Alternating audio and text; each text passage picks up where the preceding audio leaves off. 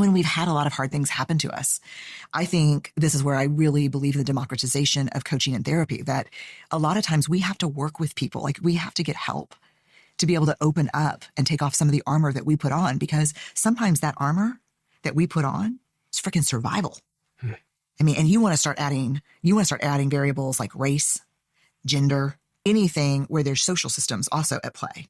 That's survival. Like, telling me right now at my career, like, hey, you should be vulnerable with your new team and talk about your previous failures, Well, of course I could do that. And I would do it and everybody would clap and they'd think, oh man, she's so brave. And take the new person who's a young Black woman or the new first LGBTQ person on a team and say, hey, tell everybody, don't tell anybody shit. Develop trust first. Trust your own instincts about the accountability of this group to hold themselves accountable for their behavior. Like, vulnerability is not more necessary for any of us than anybody else, but certainly more difficult for some people, for sure.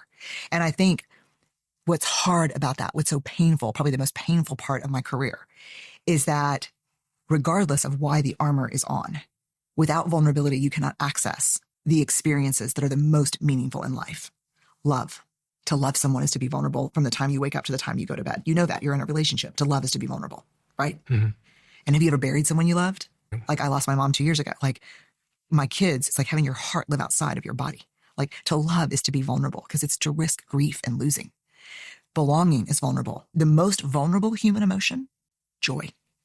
Joy is so vulnerable that when some of us get close to it, we dress rehearse tragedy to prepare for disappointment. Like, it's so vulnerable that we don't even let ourselves feel joy because we're so afraid someone's going to rip it away and we're going to get sucker punched by disappointment. People choose to live disappointed rather than to risk feeling disappointed and get excited about something.